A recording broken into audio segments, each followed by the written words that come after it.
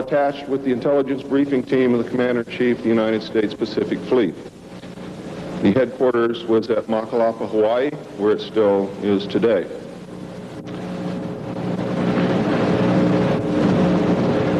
Some of the information is based upon research derived from the information that I saw. For instance, in the documents that I saw, it was stated that President Eisenhower had commissioned a group called the Jason Scholars, which was stated to have been a secret society of scholars,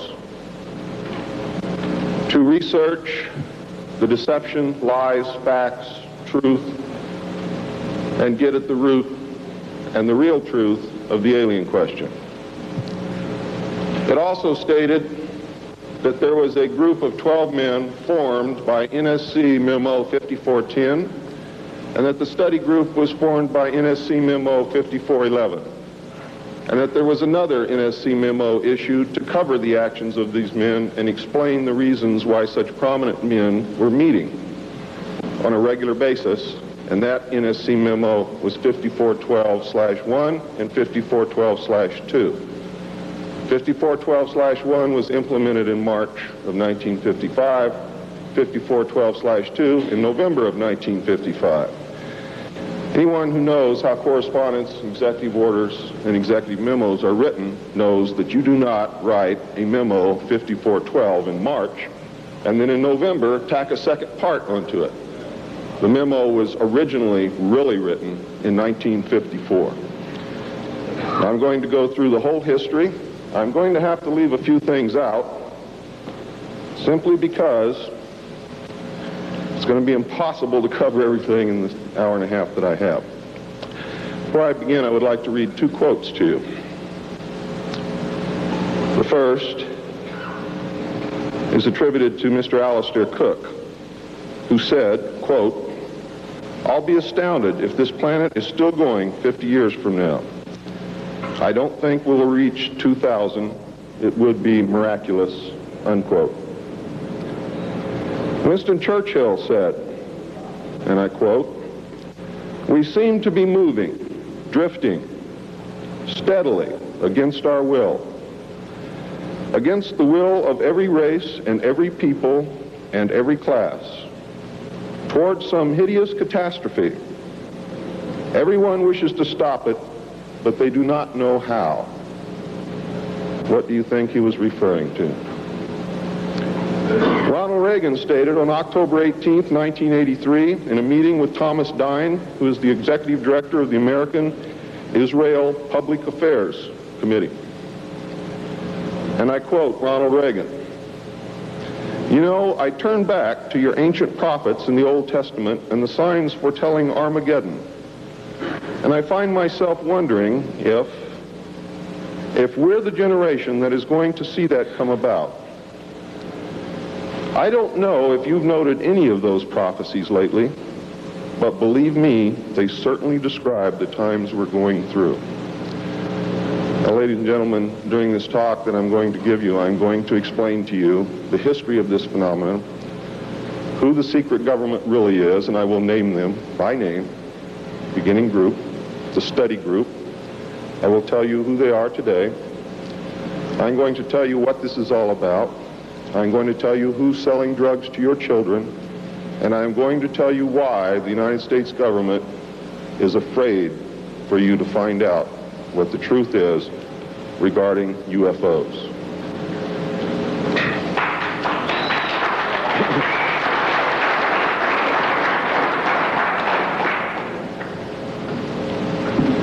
I'm going to skip over the early saucer recoveries, but there are many more than what you would expect. The early saucers,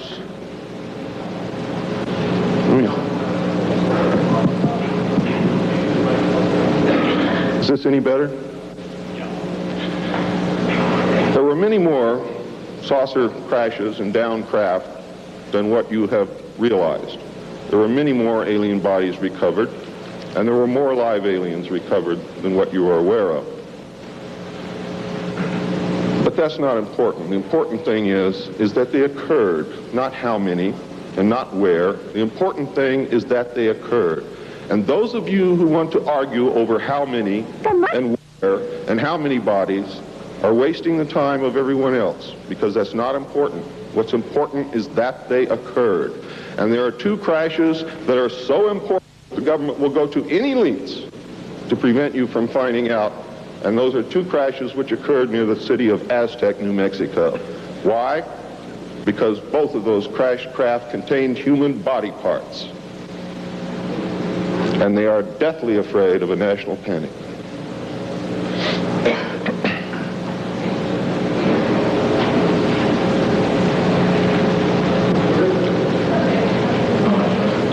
Because of this, there was a very, very tight security blanket screwed down tight over all of the alien question. The downed craft, the fact that they were here, the technology that we were recovering. Some craft, strangely enough, were not damaged at all. But we could not recognize anything that we had previously known as mechanical, electrical, hydraulic, or any other thing that we knew of, except eventually we discovered that the craft contained a small reactor approximately the size of a large football or a small basketball, which was said to be a clean reactor, and the craft, this particular craft, used or seemed to use water as fuel. Now, how that all works, I don't know. I am not a nuclear physicist. Thank God.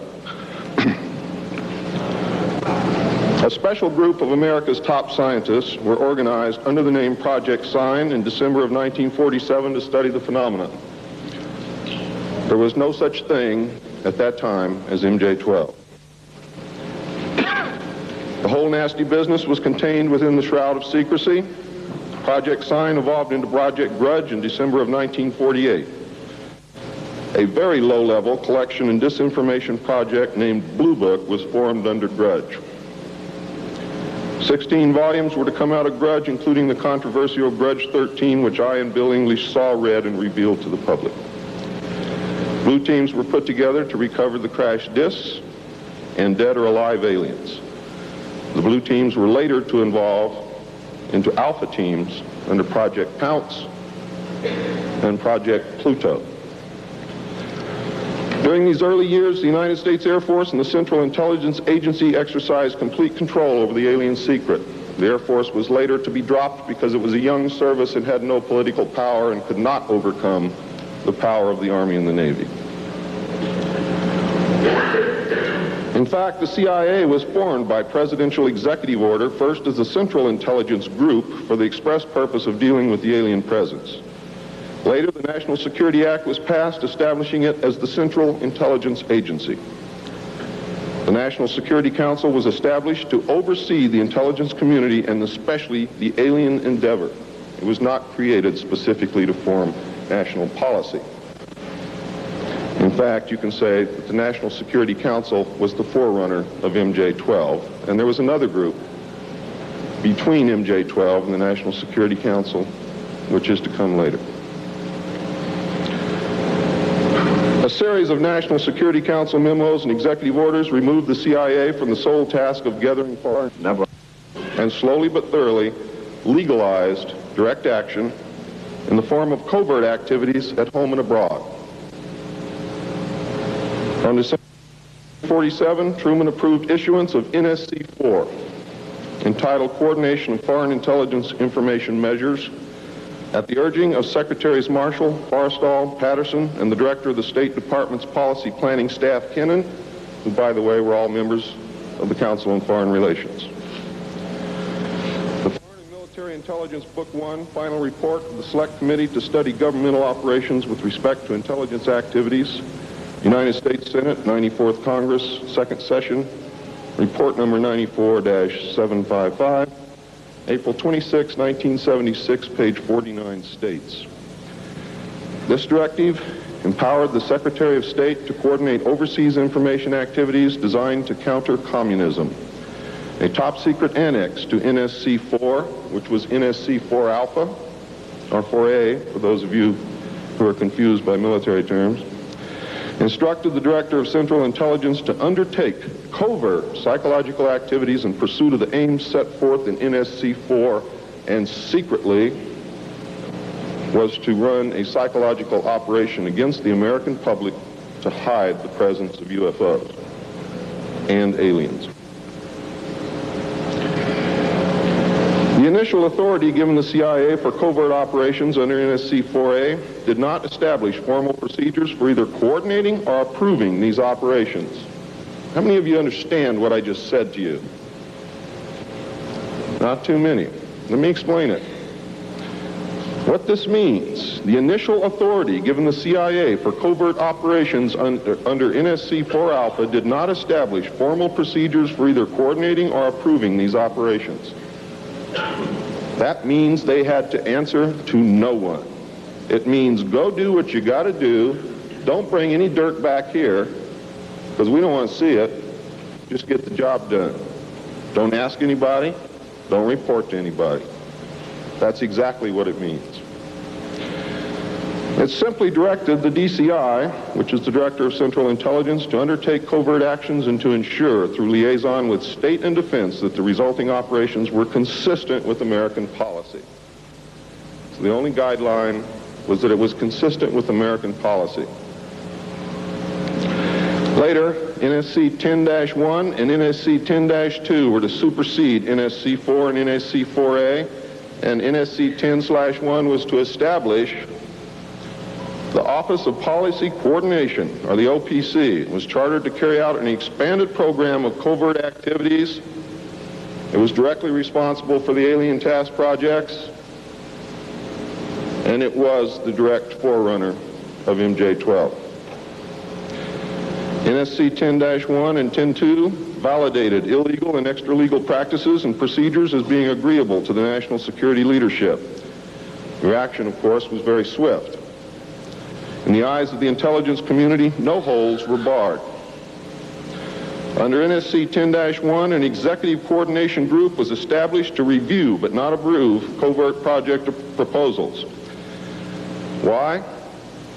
Because if you've ever read or known anything about President Truman, he was a mean little guy, and he didn't believe in trusting everybody else to do the right thing, and he kept the power solidly in his hands. He did not give it to anyone.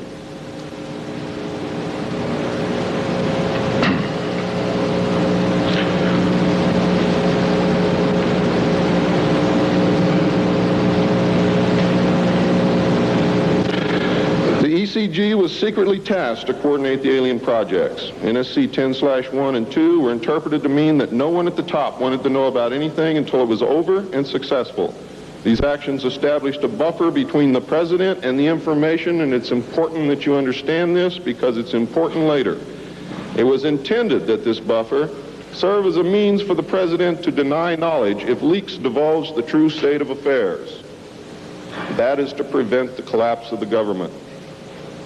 If the president can stand up and say, I didn't know about it, the government can survive. If the president cannot say that, then you have a very, very dangerous situation indeed. The buffer was used in later years for the purpose of effectively isolating succeeding presidents from any knowledge of the alien presence other than what the secret government and the intelligence community wanted them to know. NSC 10-2 established a study panel which met secretly and was made up of the scientific minds of the day and may very well have included some of those names which are on the fraudulent document known as Majestic 12 or the Eisenhower briefing document, which is in reality a contingency plan to lead you right through the Rose Garden.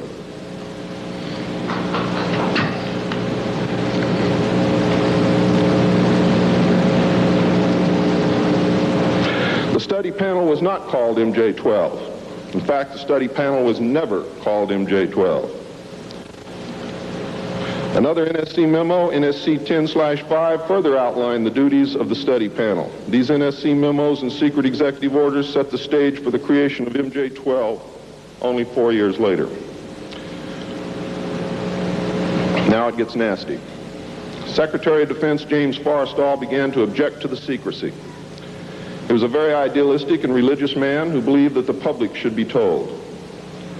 When he began to talk to leaders of the opposition party and leaders of the Congress about the alien problem, he was asked, which is a polite way of saying you're fired, to resign by Truman. He expressed his fears to many people and rightfully believed that he was being watched and that his life was threatened.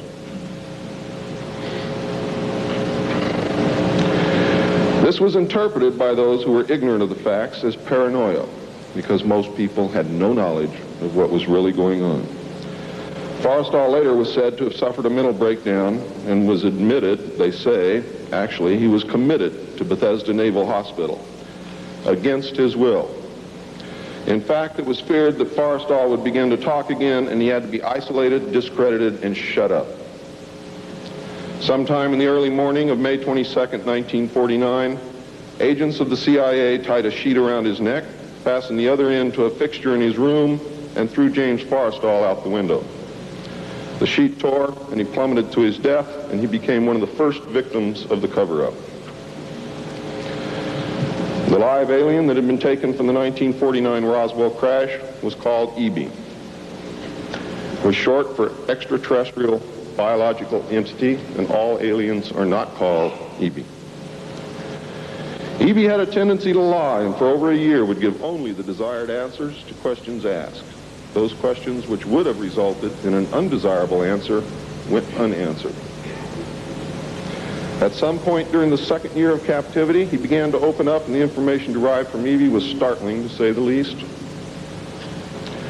And this compilation of his revelations became the foundation of what would later be finished, called the Yellow Book. Photographs were taken of EB, which among others, I and Bill English were to view years later in Grudge 13. Why do they keep the aliens in a Faraday-shielded environment? Because they have a tendency to disappear right through walls. And if you can prevent the transmission of electromagnetic energy, you can stop them from doing it.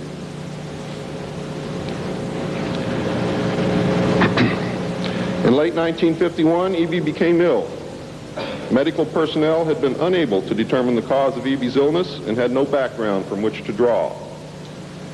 EB's system was chlorophyll-based, and he processed food into energy much the same as plants. Waste material was excreted almost exactly the same as plants. It was decided that an expert in botany was called for.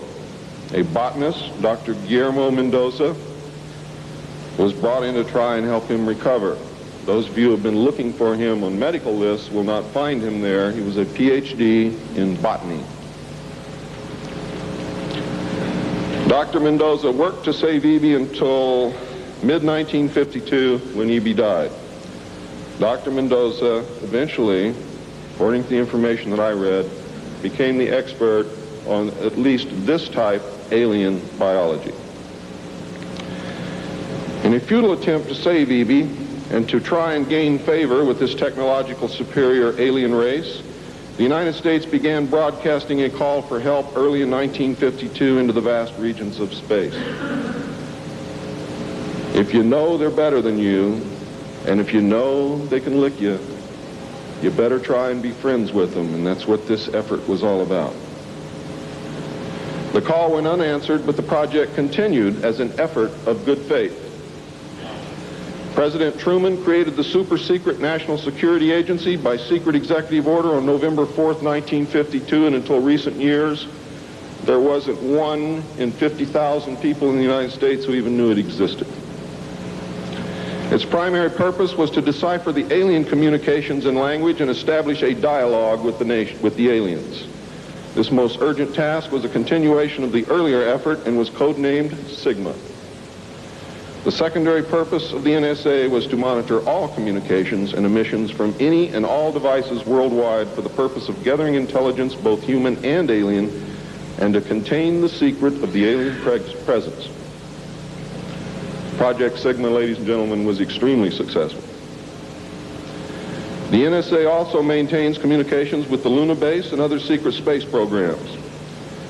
By executive order, the NSA is exempt from all laws which do not specifically name the NSA in the text of the law as being subject to that law. How many of you know what that means?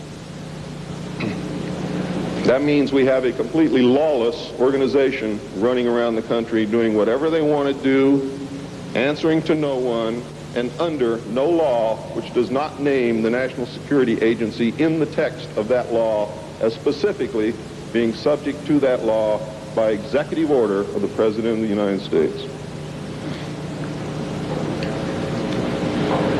That means that if the agency is not spelled out in the text of any and every law passed by the Congress, it is not subject to that or those laws. The NSA now performs many other duties and in fact is the premier agency within the intelligence community. Today, the NSA receives 75% of the monies allotted to the intelligence community. And the old sayings, ladies and gentlemen, where the money goes, therein the power resides, is absolutely true.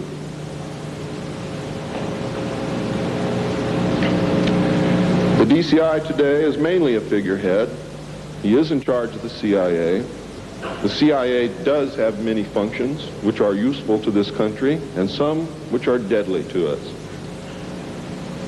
The DCI, of course, is in charge of that agency. But he is not, as everyone thinks, the head of the intelligence community. That position really and truthfully lies with the director of the National Security Agency. The primary task of the NSA is still alien communications, but now includes other alien projects as well. President Truman had been keeping our allies, including the Soviet Union, informed of the developing alien problem since the Roswell recovery.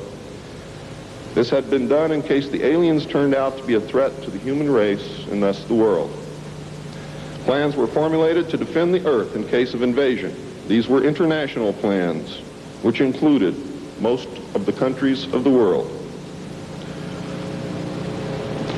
Great difficulty, however, was encountered in maintaining international secrecy. It was decided that an outside group was necessary to coordinate and control international efforts in order to hide the secret from the normal scrutiny of governments by the press. The result was the formation of a secret society which became known as the Bilderbergers. The headquarters of this group is in Geneva, Switzerland. The Bilderbergers evolved into a secret world government that now controls everything. The United Nations was then and is now an international joke.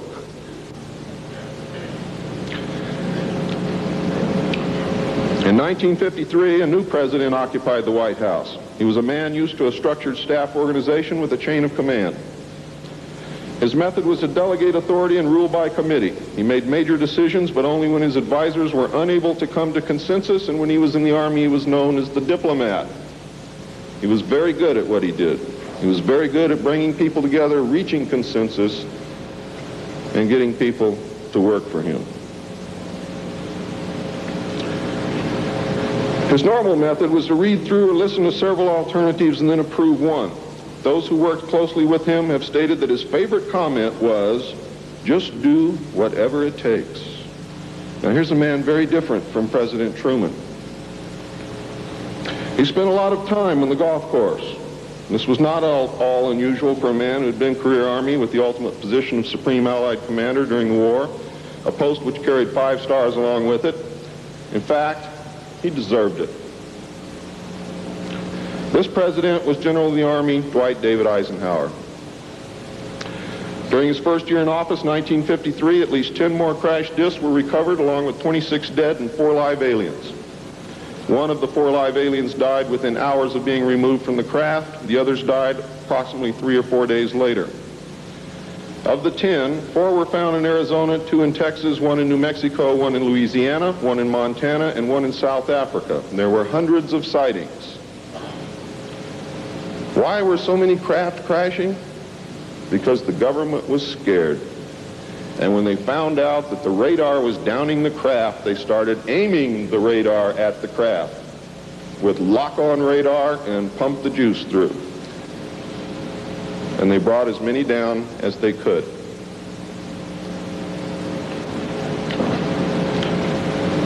Eisenhower knew that he had to wrestle and beat the alien problem. He knew that he could not do it by revealing the secret to the Congress, because in fact, isn't that the same as telling the public? Early in 1953, the new president turned to his friend and fellow member of the Council on Foreign Relations, Nelson Rockefeller, for help with the alien problem. Eisenhower and Rockefeller began planning the secret structure of alien task supervision, which was to become a reality within 1 year. The idea for MJ-12 was thus born. It was Nelson's uncle Winthrop Aldrich who had been crucial in convincing Eisenhower to even run for president.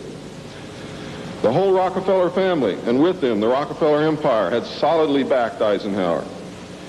Asking Rockefeller for help with the alien problem was to be the biggest mistake Eisenhower ever made for the future of the United States and most probably all of humanity, as you will soon see. What he literally did with this act, ladies and gentlemen, is abdicate the presidency to a secret group. Within 1 week of Eisenhower's election, he had appointed Nelson Rockefeller chairman of a presidential advisory committee on government organization. Rockefeller was responsible for planning the reorganization of the government. New Deal programs went into one single cabinet position called the Department of Health, Education, and Welfare. And when the Congress approved the new cabinet position in April of 1953, Nelson was named to the post of Undersecretary to Ovida Culp Hobby. In 1953, also, astronomers discovered large objects in space which were moving toward the Earth, and it was first believed that they were asteroids. However, if you know much about astronomy, you know that you can predict or project backward orbital paths of bodies in space and determine where they come from, what they're doing, where they're going, and what their orbital path really is. Well, this failed to pan out, and the evidence proved that the objects could only be spaceships intelligently guided. Project Sigma intercepted alien communications, and when the objects reached the Earth, they took up a very high orbit around the equator. There were several huge ships, and their actual intent was unknown. Project Sigma and a new Project Plato, through radio communications using the computer binary language, which the aliens understand very well, they're very mathematical minded, was able to arrange a landing that eventually resulted in face-to-face contact with alien beings from another planet. Project Plato was tasked with establishing diplomatic relations with this race of space aliens. But in the meantime, something else happened. In the meantime, a race of human-looking aliens contacted the United States government. Where this happened, I do not know. I wish that I did. This alien group warned us against the aliens that were orbiting the equator and offered to help us with our spiritual development. They demanded that we dismantle and destroy our nuclear weapons as the major condition. They refused to exchange technology, citing that we were spiritually unable to handle the technology which we then possessed, and has not that been true throughout our history? They believed that we would use any new technology to destroy each other, as we always have. This race stated that we were on a path of self-destruction, and we must stop killing each other, stop polluting the earth, stop raping the earth's natural resources, and learn to live in harmony with each other and with nature.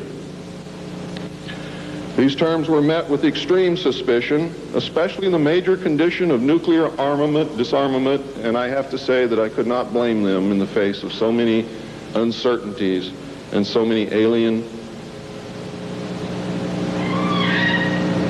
surprises staring them directly in the face.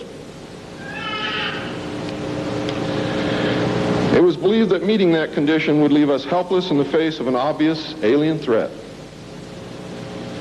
We also had nothing in history to help with the decision. Nuclear disarmament was not considered to be within the best interests of the United States, and the overtures were rejected. Later in 1954, the race of large-nosed gray aliens which had been orbiting the Earth landed at Holloman Air Force Base. It happened in 1954, ladies and gentlemen. If you take everything that Bob Ebenegger has ever said and subtract 10 years from it, you will be right on the money. A basic agreement was reached. An alien named Krill was left as a pledge that they would return and formalize the agreement. In fact, he was a hostage. This race identified themselves as originating from a planet around a red star in the constellation of Orion, which we call Betelgeuse. I believe that that's a lie. They lie a lot, and they deceive a lot, and it is evident through every action that they've ever done with us. The truth is, ladies and gentlemen, these creatures might be from Mars, really. They claim that they are from a planet which revolves around the red star, which we call Betelgeuse. They stated that their planet was dying and that at some unknown future time they would no longer be able to survive there. This led to a second landing at Edwards Air Force Base. The historical event had been planned in advance and details of the treaty had already been agreed upon. Eisenhower arranged to be in Palm Springs on vacation. On the appointed day, the president was spirited away to the base, and the excuse was given to the press that he was visiting the dentist for a toothache. President Eisenhower met with the aliens, and a formal treaty between the alien nation and the United States of America was signed. We then received our first alien ambassador from outer space. His name and title, and I know it sounds ridiculous, but it's absolutely true.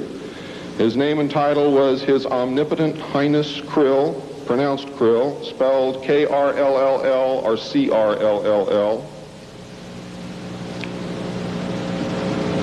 In the American tradition of disdain for royal titles, he was secretly called Original Hostage Krill, or O-H Krill,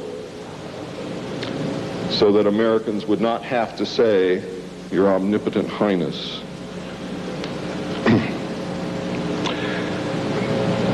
You should know that the alien flag is known as the trilateral insignia. It looks like a TP with two circles on either side of the V and one pole running straight down the middle. It is displayed on their craft and worn on their chest on their uniforms. Both of these landings in the second meeting were filmed, and the film exists today. Where it exists, I do not know, but I do know that it exists. The treaty stated, the aliens would not interfere in our affairs, and we would not interfere in theirs. We were particularly interested that they do not interfere with anything that would affect our future, which has been violated. We would keep their presence on Earth a secret. They would furnish us with advanced technology and would help us in our technological development. They would not make any treaty with any other Earth nation. They could abduct humans on a limited and periodic basis for the purpose of medical examination and monitoring of our development, with the stipulation that the humans would not be harmed, would be returned to their point of abduction, that the humans would have no memory of the event, and that the alien nation would furnish MJ-12 with a list of all human contacts and abductees on a regularly scheduled basis. And this is not being done. It was agreed that each nation would receive the ambassador of the other for as long as the treaty remained in force. It was further agreed that the alien nation and the United States would exchange 16 personnel each to the other with the purpose of learning each of the other. The alien guests would remain on Earth, and the human guests would travel to the alien point of origin for a specified period of time, then return, at which point a reverse exchange would be made. I have no knowledge whatsoever of what happened to those original 16 humans who left the Earth with the aliens. It was also agreed that bases would be constructed underground for the use of the alien nation, and that 2 bases would be constructed for the joint use of the alien nation and the United States government. The base at Dulce is one, the base at S4 in the area known as Area 51 or Dreamland is the second. Exchange of technology would take place in the jointly occupied bases.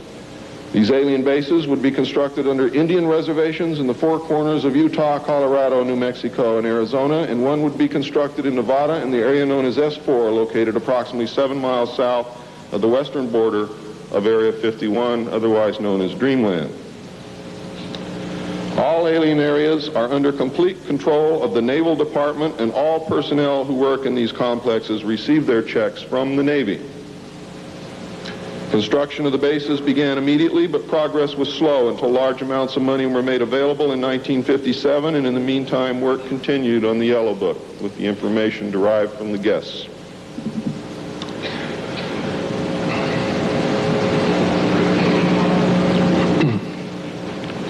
I would like to say at this time that the movie that most of you may have seen. How many of you saw Close Encounters of the Third Kind?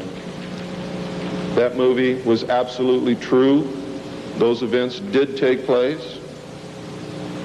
Not exactly as you saw them, not in the place where you saw them take place, but there was a landing, there was an agreement, there was conversation, there was an exchange of personnel made. I would like to say now also that J. Allen Hynek was the technical director on that movie, and he was also the co-author of Grudge 13, which I read between the years 1970 and 1973, along with another man named Lieutenant Colonel Friend.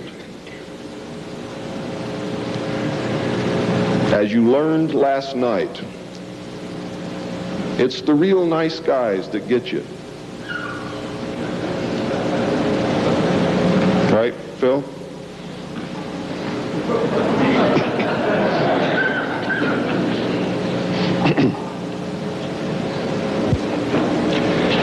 Project Red Light was formed, and experimentation in test flying alien craft was begun in earnest. As I told you earlier, many of the craft we recovered were intact, appeared to have no damage whatsoever. One craft actually exploded over the test site during testing sometime in the early 60s. I'm not sure what the exact date is, but the explosion is said to have been seen over 3 states. Project Red Light, according to the information that I have, was postponed at that time because they had no idea what had happened or why the craft had exploded, but they lost the pilots, and the project went on hold. A super top secret facility was built at Groom Lake in Nevada in the midst of the weapons test range. It was codenamed Dreamland. Until this area was built, testing was done at the Tonopah test range, and that's why some of you have conflicting information. The installation was placed under the Department of the Navy, and clearance of all personnel required a Q clearance as well as executive, which means presidential or majestic approval.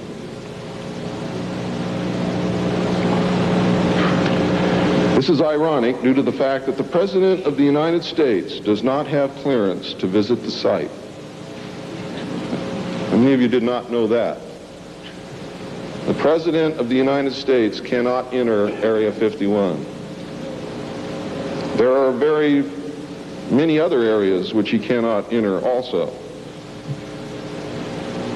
The alien base and exchange of technology actually took place in an area known as S4. Area S4 was codenamed the Dark Side of the Moon. The Army was tasked to form a super secret organization to furnish security for all alien task projects. This organization became the National Reconnaissance Organization based at Fort Carson, Colorado. The specific teams trained to secure the projects were called Delta. A second project, codenamed Snowbird, was promulgated to explain away any sightings of the red light craft as being Air Force experiments. The Snowbird craft were manufactured using conventional technology and were flown for the press on several occasions, and those of you who are my age or older will remember, as children or young adults, going to the movie and seeing in the Movietone newsreel the Avro car and other strange-looking saucer craft that were developed by the United States and the Canadian Armed Forces as a part of Project Snowbird. Project Snowbird was also used to debunk legitimate public sightings of alien craft, also called UFOs. Project Snowbird was very successful, and reports from the public declined steadily until recent years.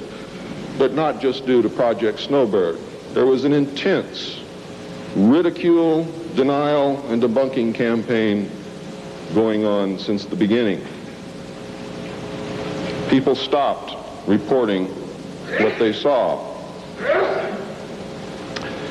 A multi-million-dollar secret fund was organized and kept by the military office of the White House. This fund was used to build over 75 deep underground facilities. Presidents who asked were told the fund was used to build deep underground shelters for the president in case of war. Only a few were built for the president. Millions of dollars were funneled through this office to MJ-12 and then out to the contractors, and was used to build top-secret alien bases as well as top-secret dumb or deep underground military bases. I think dumb is very appropriate.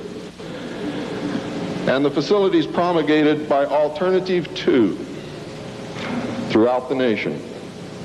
President Johnson used this fund to build a movie theater and pave the road on his ranch, and I believe he also used it to fix his shower.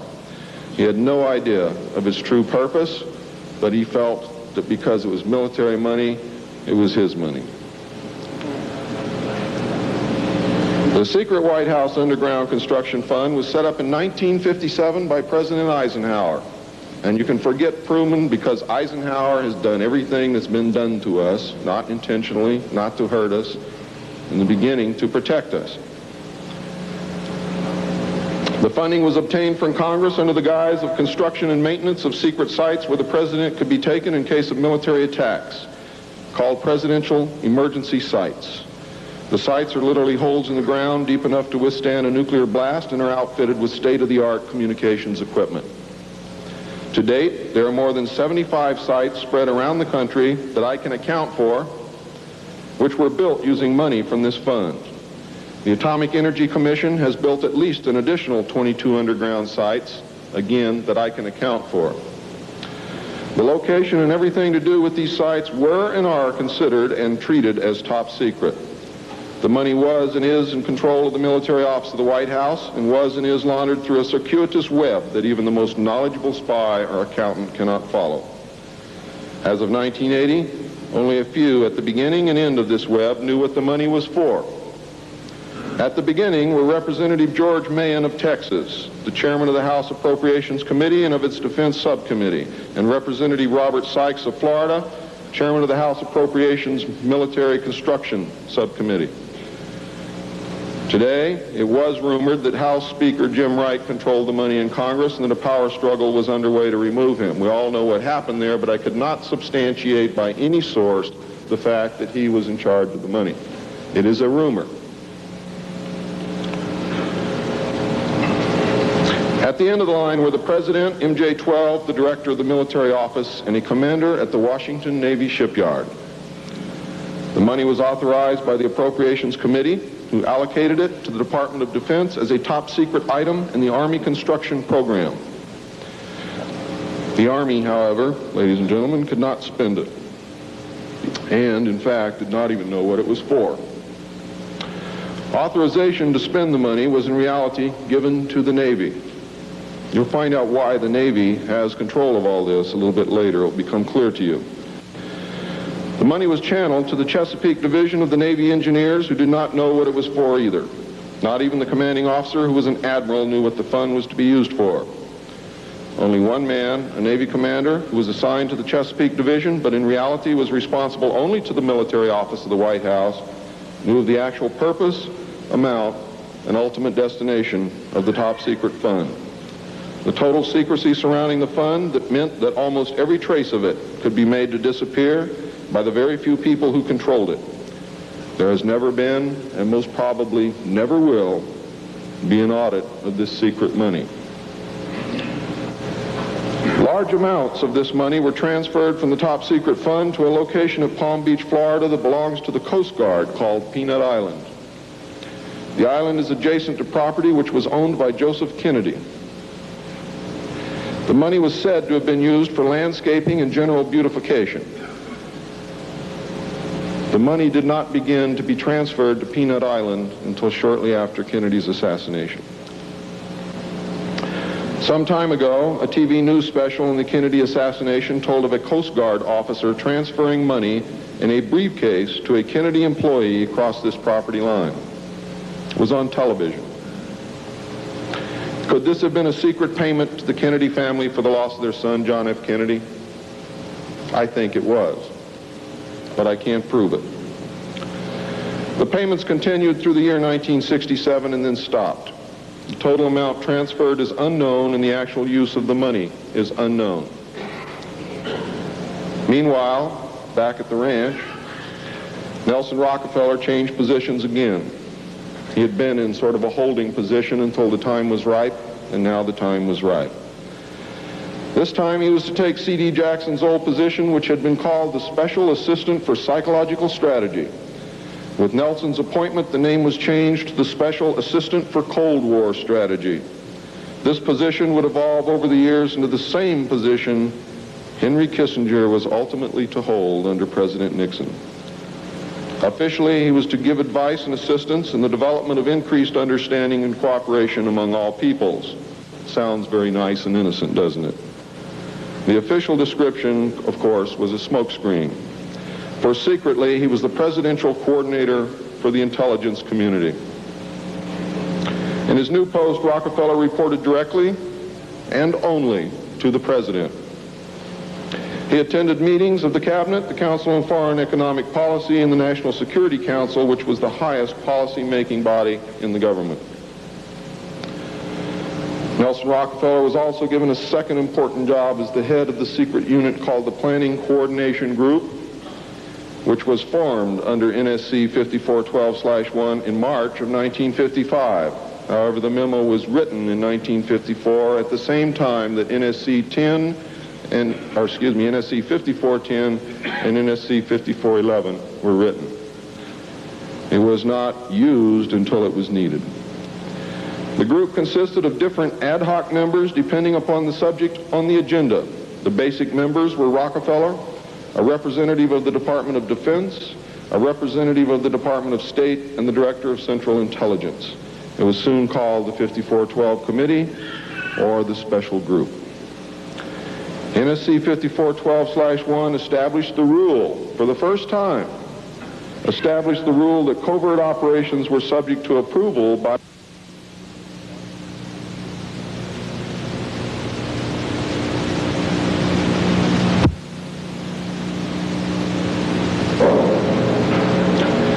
secret executive memorandum, NSC 5410, Eisenhower had preceded NSC 5412/1 in 1954 to establish a permanent committee, not ad hoc, to be known as Majority 12, MJ12, to oversee and conduct all covert activities concerned with the alien question. NSC 5412/1 was created to explain the purpose of these meetings when Congress and the press became curious as to why such important and prominent men were meeting on a regular basis. Majority 12 was made up of Nelson Rockefeller, the Director of Central Intelligence, Allen Welsh Dulles, the Secretary of State, John Foster Dulles, the Secretary of Defense, Charles E. Wilson, the Chairman of the Joint Chiefs of Staff, Admiral Arthur W. Radford, and that's why the Navy got everything, because the first Chairman of the Joint Chiefs of Staff who served on MJ12 was Navy. If it had been an Army general, the Army would have had it. The Director of the Federal Bureau of Investigation, J. Edgar Hoover, and that should answer a lot of questions for you, and 6 men from the Executive Committee of the Council on Foreign Relations known as the Wise Men. These men were all members of a secret society of scholars that called themselves the Jason Society. I see you smiling, Bill. Thought I didn't know it, didn't you? Fool you. Are the Jason Scholars who recruited their members from the Skull and Bones and the Scroll and Key societies of Harvard and Yale. And that was stated verbatim in Operation Majority.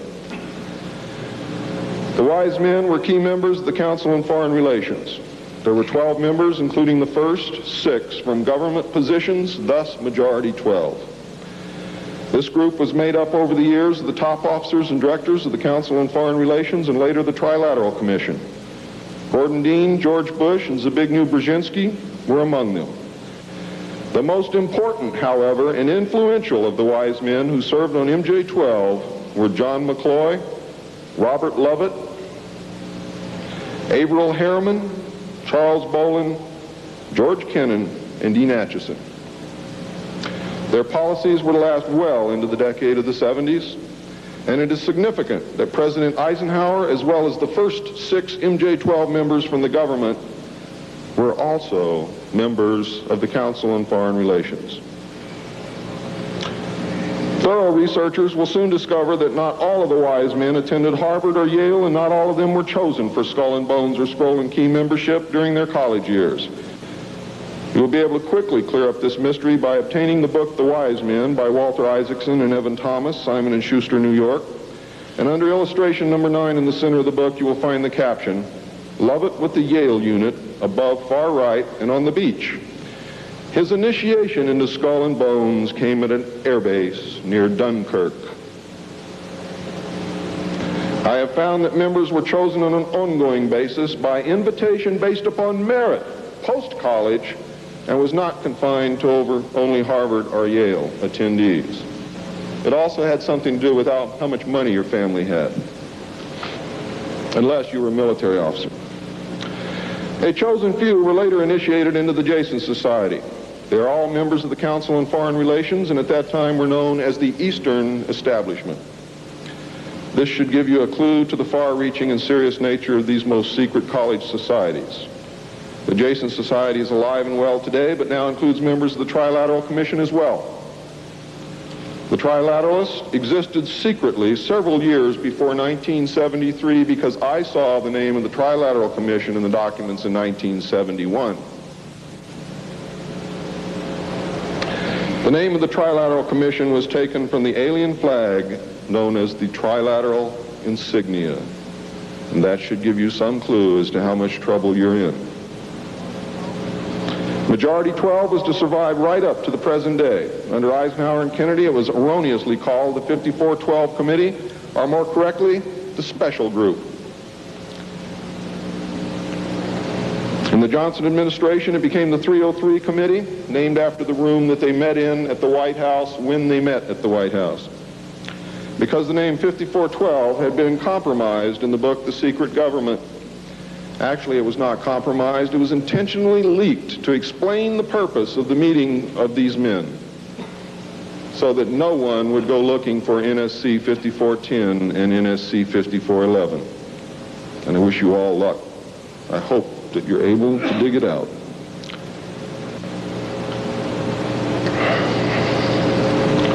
Actually, NSC 5412/1 was leaked to the author to hide the existence of NSC 5410. Under Nixon, Ford, and Carter, it was called the 40 Committee, and under Reagan, it became the PI 40 Committee. But over all those years, only the name changed. The positions remained the same.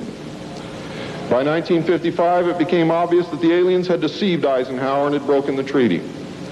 Mutilated humans, yes, mutilated humans, were being found along with mutilated animals, and yes, mutilated animals, and those of you who doubt that this is taking place should leave your job, should leave your home, should do whatever you have to do, and go look for yourself, because it's important that you know it and that you believe it.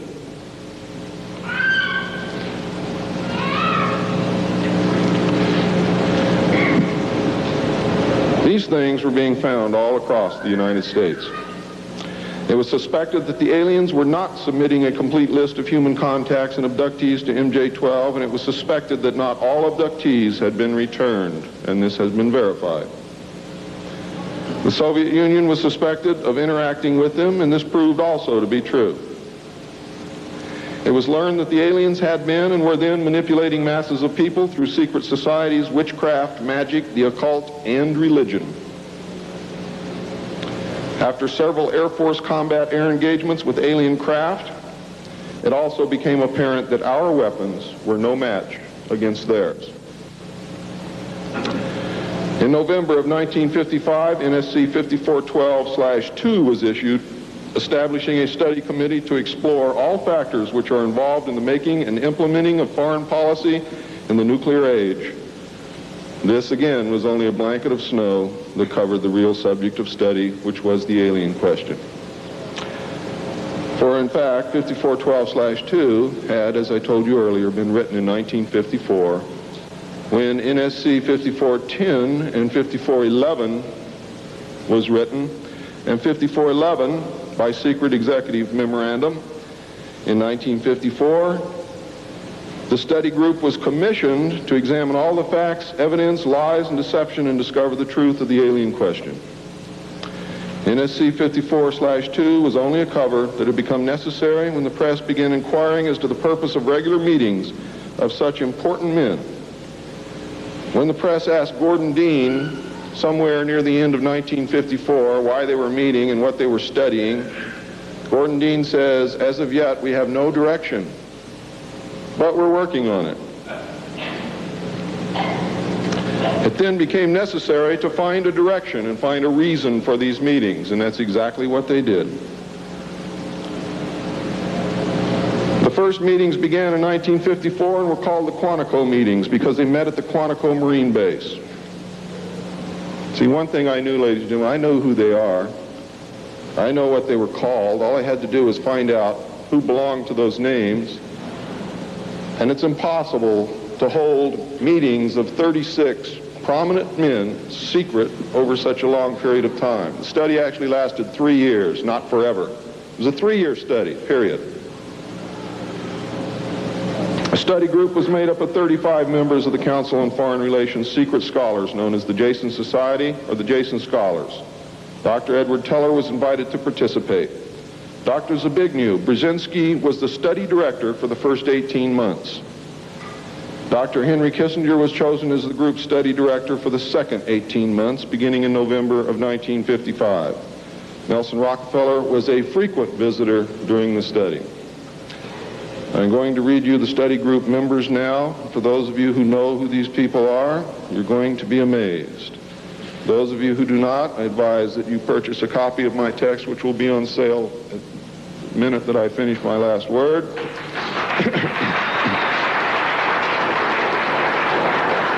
And research everything that I'm telling you, and your own research will tell you that I am telling you the truth, and I don't have to do that. You see, I'm a witness. I'm not a ufologist, and I'm not by profession a researcher. I'm doing this because I want the Constitution put back where it belongs.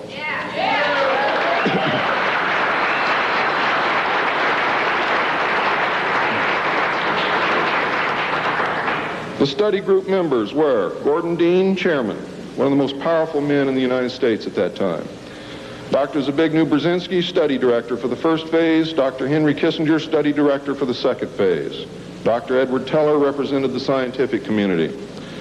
Major General Richard C. Lindsay, Hanson W. Baldwin, Lloyd V. Berkner, Frank C. Nash, Paul H. Nitze, Charles P. Noyes, Frank Pace Jr., James A. Perkins, Don K. Price, David Rockefeller, Oscar M. Rubhausen, Lieutenant General James M. Gavin, Carl P. Haskins, James T. Hill Jr., Joseph E. Johnson, Mervyn J. Kelly, Frank Altschul, Hamilton Fish Armstrong, Major General James McCormick Jr., Robert R. Bowie, McGeorge Bundy,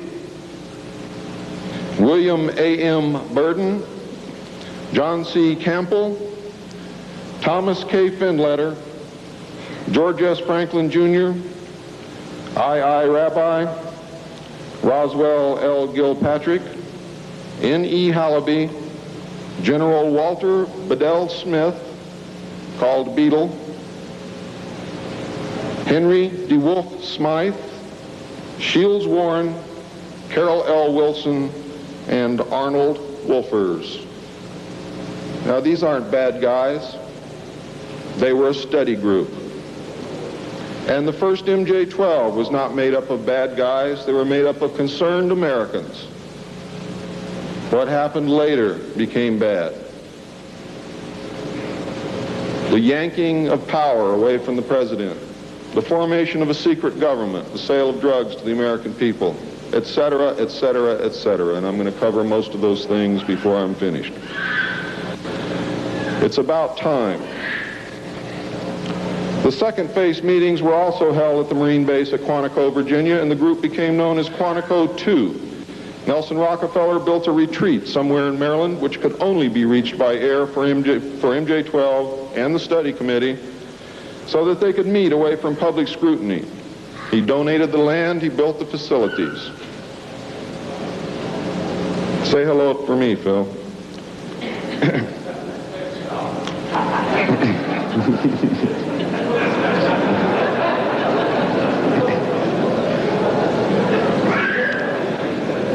So that they could meet away from public scrutiny. The secret meeting place is known by the code name, the Country Club. Complete living, eating, recreation, library, and meeting facilities exist at the location.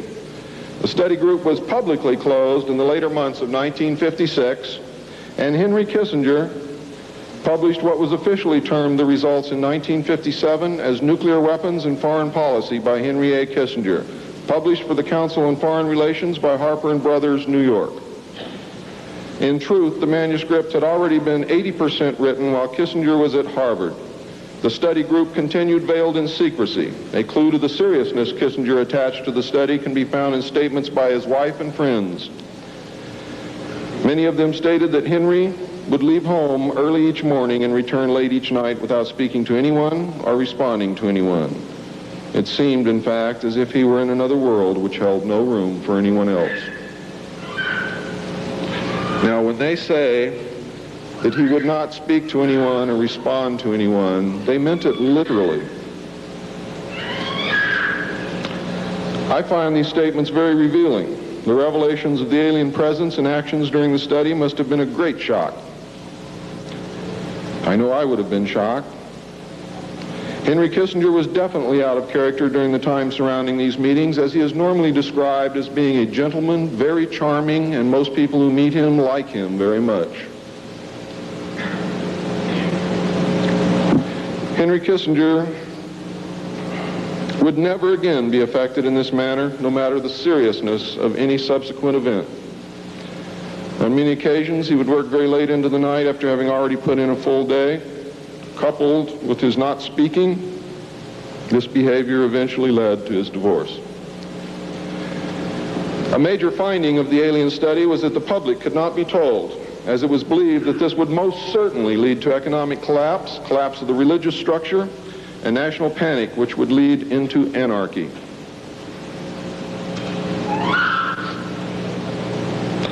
Secrecy thus continued. An offshoot of this finding was that if the public could not be told, then the Congress could not be told. Thus, funding for the projects and research would have to come from outside the government. There's some things beginning to fall into place. Without aliens, you cannot make sense of anything else that's been happening for the 44 years. You put the aliens in the middle of this stuff and you've got all the answers, every one of them. In the meantime, money was to be obtained from the military budget and from CIA confidential non-appropriated funds. Another major finding was the aliens were using humans and animals for a source of glandular secretions, enzymes, hormonal secretions, blood, and in horrible genetic experiments. The aliens explain these actions as necessary to their survival.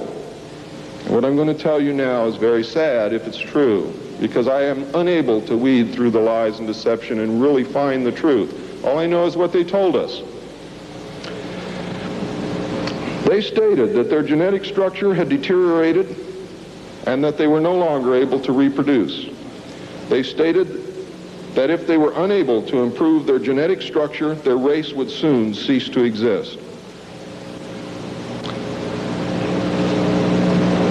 We looked upon their explanations with extreme suspicion.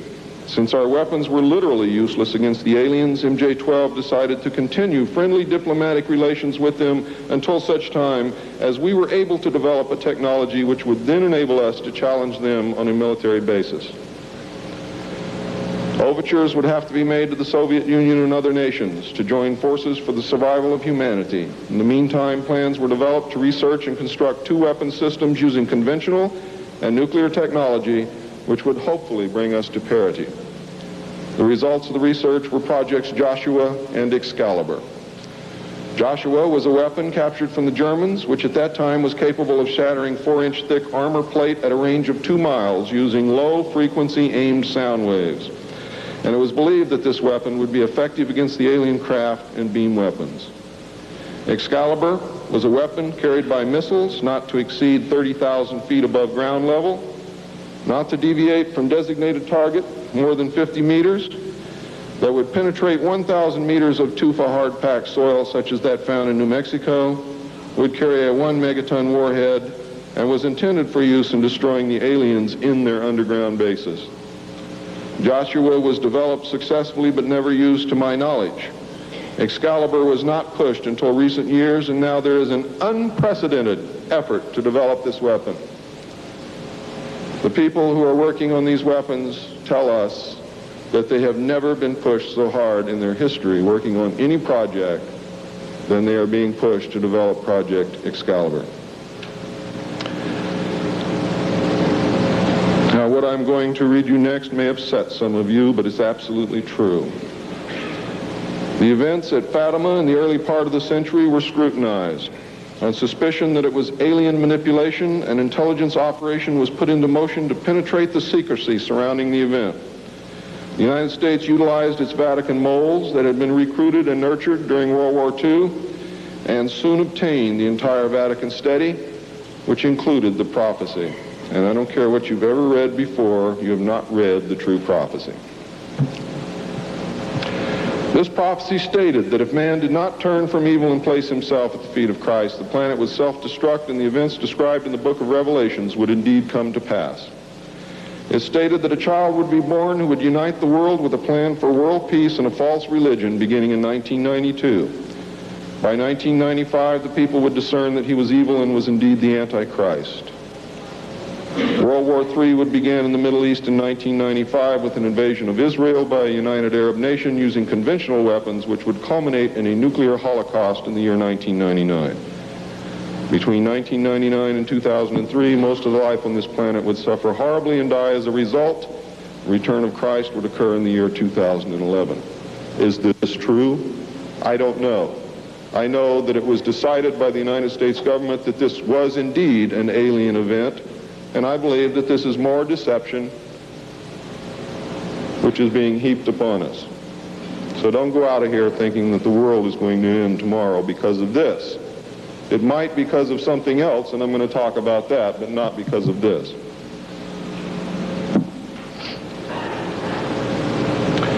When the aliens were confronted with this finding, they confirmed that it was true. The aliens explained that they had created us through hybridization and had manipulated the human race through religion, Satanism, witchcraft, magic, the occult, secret societies, etc. They further explained that they were capable of time travel and the events would indeed come to pass. Later exploitation of alien technology by the United States and the Soviet Union utilizing time travel confirmed that indeed something bad was going to happen. The aliens showed a hologram which they claimed was the actual crucifixion of Christ, which the government filmed. We did not know whether to believe them or not. Were they using our genuine religions to manipulate us? Or were they indeed the source of our religions with which they had been manipulating us all along? Or was this the beginning scenario of the genuine end times and the return of Christ which had been predicted in the Bible? No one knew the answer, and I don't know the answer either. A symposium was held in 1957, which was attended by some of the great scientific minds then living. It was held in Huntsville, Alabama. They reached the conclusion that by or shortly after the year 2000, the planet would self-destruct due to increased population and man's exploitation of the environment without any help from God or the aliens. By secret executive order of President Eisenhower, the Jason Scholars were ordered to study this scenario and make recommendations from their findings. This was done. The Jason Society confirmed the finding of the scientists and made 3 recommendations called Alternatives 1, 2, and 3. Alternative 1 was to use nuclear devices to blast holes in the stratosphere from which the heat and pollution could escape into space. I'll buy heat, but I'll never buy pollution. Change the human cultures from that of exploitation into cultures of environmental protection. Of the 3, this was decided to be the least likely to succeed due to the inherent nature of man and the additional damage the nuclear explosions would themselves create. Alternative 2 was to build a vast network of underground cities and tunnels in which a select representation of all cultures and occupations would survive and carry on the human race. The rest of humanity would be left to fend for themselves on the surface of the planet. Alternative 3 was to exploit the alien and conventional technology in order for a select few to leave the Earth and establish colonies in outer space. I am not able to either confirm or deny the existence of batch consignments of human slaves which would be used for the manual labor in the effort as a part of the plan. The moon, codenamed Adam, would be the object of primary interest, followed by the planet Mars, codenamed Eve.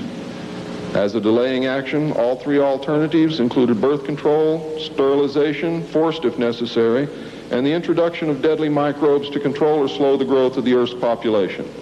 AIDS is only one result of these plans. There are others. It was decided, since the population must be reduced and controlled, that it would be in the best interest of the human race to rid ourselves of the undesirable elements of our society. The joint U.S. and Soviet leadership dismissed Alternative 1, but ordered work to begin on Alternative 2 and 3 virtually at the same time. Those of you in the state of Washington who report hearing machinery underground are probably correct. In 1959, the RAND Corporation hosted a deep underground construction symposium. I have a copy of this symposium report, which I'm not supposed to have, but nevertheless I have it. It's approximately this thick. In the symposium report, machines are pictured and described which could bore a tunnel 45 feet in diameter at the rate of 5 feet per hour in 1959. Just think what they can do now. It also displays pictures of huge tunnels and underground vaults containing what appear to be complex facilities and possibly even cities. It appears that the previous 5 years of all-out underground construction had made very significant progress by that time. The ruling powers decided that one means of funding the alien-connected and other black projects was to corner the illegal drug market.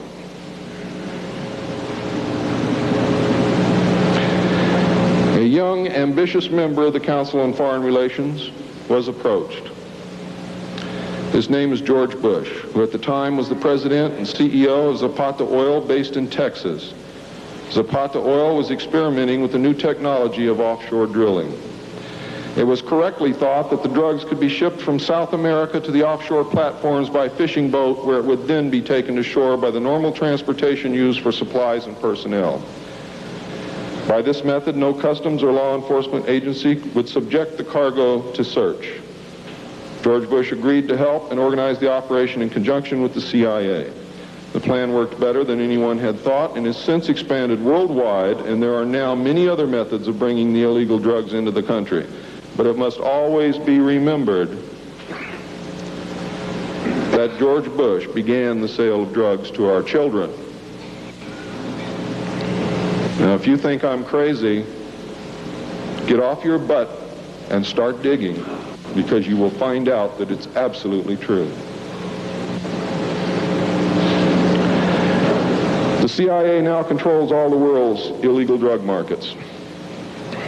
The official space program was boosted by President Kennedy in his inaugural address when he mandated that the United States put a man on the moon before the end of the decade.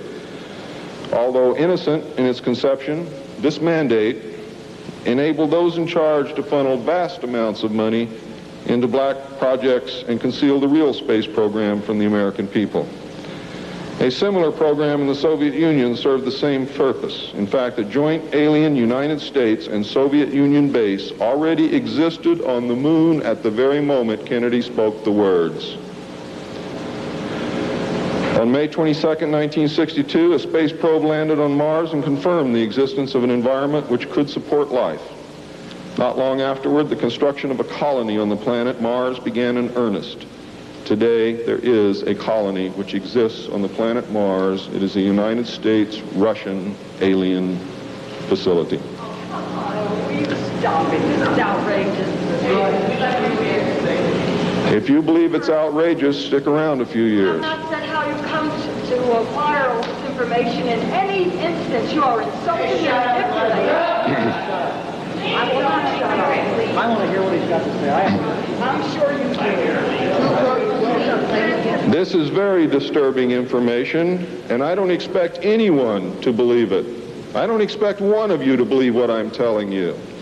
And I knew that when I came here.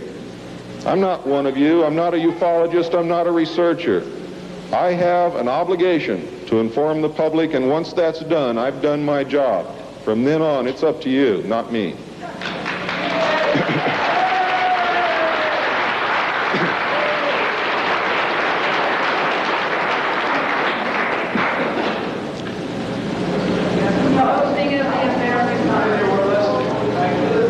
This colony exists on Mars, populated by specially select people from different cultures and occupations taken from all over the earth.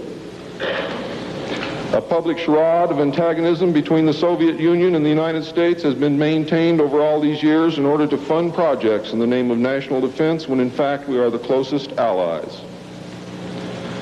At some point, President Kennedy discovered portions of the truth concerning the drugs and the aliens. He issued an ultimatum in 1963 to MJ-12. President Kennedy assured them that if they did not clean up the drug problem, he would. He informed MJ-12 that he intended to reveal the presence of aliens to the American people within the following year, and ordered a plan developed to implement his decision. President Kennedy was not a member of the Council on Foreign Relations and knew nothing of Alternative 2 or Alternative 3 that I can find out. Internationally, the operations were supervised by an executive committee known as the Policy Committee. In the United States, they were supervised by MJ-12, and in the Soviet Union by a sister organization. President Kennedy's decision, of course, struck fear into these people. His assassination was ordered by the Policy Committee, and the order was carried out by agents of MJ-12 in Dallas. President John F. Kennedy was murdered by the Secret Service agent who drove his car in the motorcade, and the act is plainly visible in the film. It was stated in the documents that I saw. The assassin's name is William Greer. Watch the driver and not Kennedy when you view the film, when you can find a film that even shows it. All of the witnesses who were close enough to the car to see William Greer shoot Kennedy were themselves all murdered within 2 years of the event. That's fact. The Warren Commission was a farce, and Council on Foreign Relations members made up the majority of its panel. They succeeded in snowing the American people, and they hid the truth. And many other patriots who have attempted to reveal the alien secret have also been murdered throughout the intervening years. And that is why I've been so careful about the information that I released, because it was so important that I get here today to be able to tell you the truth, and what happens after me, after today, is of no consequence whatsoever. But what you do is. During the era of the United States' initial space exploration and the moon landings, every launch was accompanied by alien craft. A moon base dubbed Luna was sighted and filmed by the Apollo astronauts. Domes, spires, tall round structures which look like silos, huge T-shaped mining vehicles which left stitch-like tracks in the lunar surface, and extremely large as well as small alien craft appear in the photographs. It is, in fact, a joint United States, Russian, and alien base. The space program is a farce and an unbelievable waste of money. Alternative 3 is a reality, and it is not at all science fiction. Most of the Apollo astronauts were severely shaken by this experience, and their lives and subsequent statements reflect the depths of the revelation and the effect of the muzzle order which followed. They were ordered to remain silent or suffer the extreme penalty, death, which was termed an expediency. One astronaut actually did talk to the British producers of the TV expose Alternative 3, confirming many of the allegations. However, I do not know who it was. In the book, Alternative 3, the pseudonym Bob Groden was used in place of the astronaut's identity. It was also stated that he committed suicide in 1978.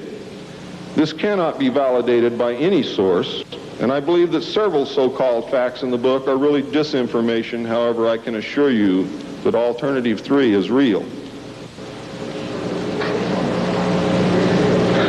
I firmly believe that this disinformation is a result of pressure put upon the authors and is meant to nullify the effect upon the populace of the British TV expose entitled Alternative 3.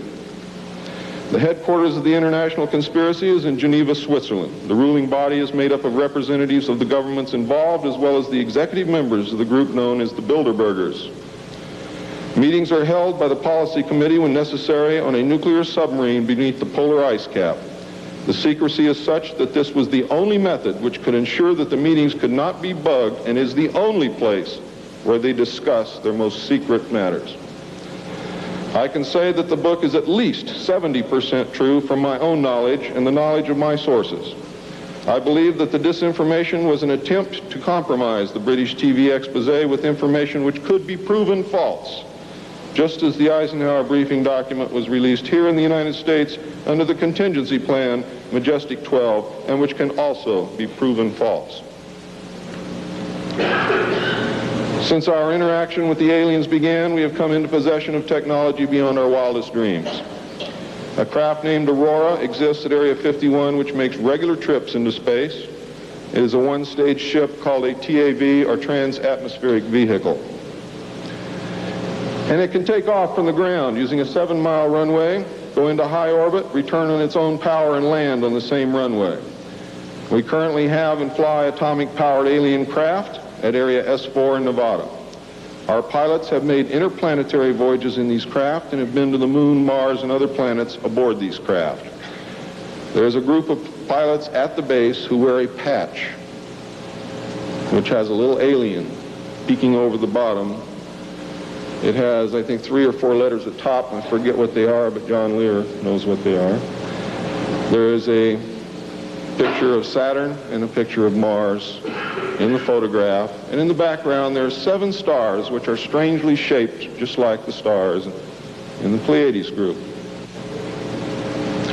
What that means, I don't know. We have been lied to about the true nature of the Moon, the planets Mars and Venus, and the real state of technology that we possess today at this very moment. There are areas in the Moon where plant life grows and even changes color with the seasons. And this seasonal effect is because the Moon does not, as claimed, always present the exact same side to the Earth or the Sun. There is an area that wobbles in and out of darkness on a seasonal basis, and it is near this area that the plant life grows. The Moon does have a few man-made lakes and ponds upon its surface, and clouds have been observed and filmed in its atmosphere. How many of you remember the period of time, several years, when almost every reported alien craft that was reported landed was on or near water and appeared to be pumping water into the craft? How many of you remember that? Quite a few. The water went to the Moon, ladies and gentlemen, to change the Moon. And it is working.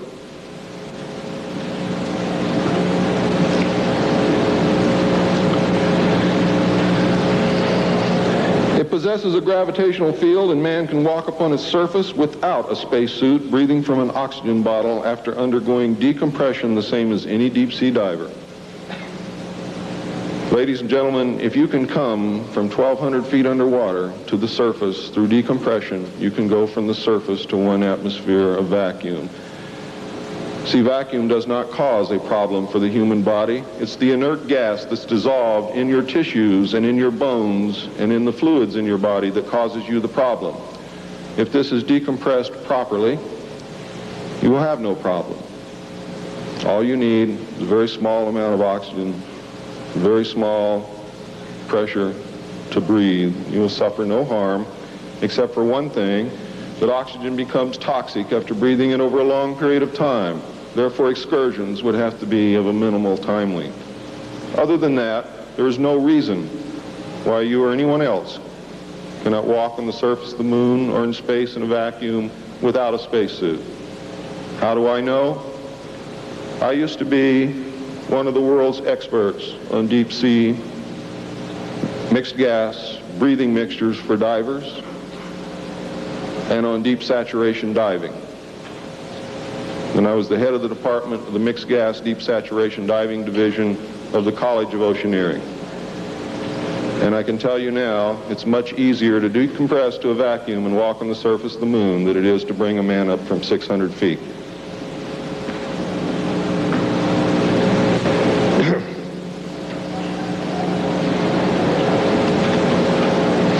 I've seen the photographs, and some of them were actually published in a book called We Discovered Alien Bases on the Moon by Fred Steckling. However, all the photographs are not there, but there are some very good ones. I would advise you to buy the book. I would advise you to look at the photographs, get the NASA number, and send for them. I doubt that you can still get them, but at one time you could.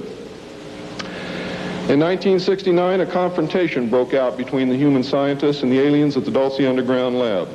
The aliens took many of our scientists hostage. Delta forces were sent in to free them, but were no match against the alien weapons. 66 of our people were killed during this action. As a result, we withdrew from all joint projects for at least 2 years. A reconciliation eventually took place, and once again we began to interact. As far as I know, today we are interacting with the aliens. Now,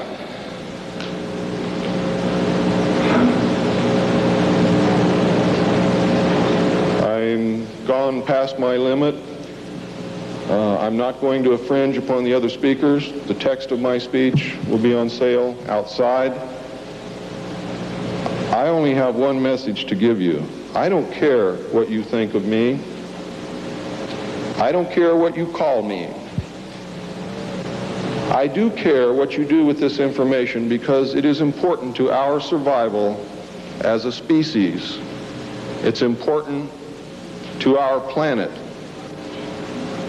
It is important for the world. What happens to me is of no consequence, and I knew that when I started this. And over the last 17 years, I knew that someday I was going to have to get up and say this, whether I wanted to or not, whether I was afraid or not. Now I am here, and now it is done. And I feel an overwhelming relief. You now have the information. You can laugh at it, you can throw it in the trash can. You can burn my house down if you want to. But I am telling you right now, your future, your children's future, your grandchildren's future depends upon what you do with this information. Your own government is selling your children drugs, and you don't seem to care. Your own government has given away the power of the people, and you don't seem to care. There is an apathy that is running rampant in this country that is deadly. Whether or not there are aliens. We are truly now at this moment a nation of sheep. And ladies and gentlemen, I assure you that sheep are always led to the slaughter. But it does not have to be that way. There is tremendous power in knowledge. There is also tremendous power in secrecy. Take away that secrecy, you make sure that you're informed, and you can change things and stop fighting with each other. Thank you.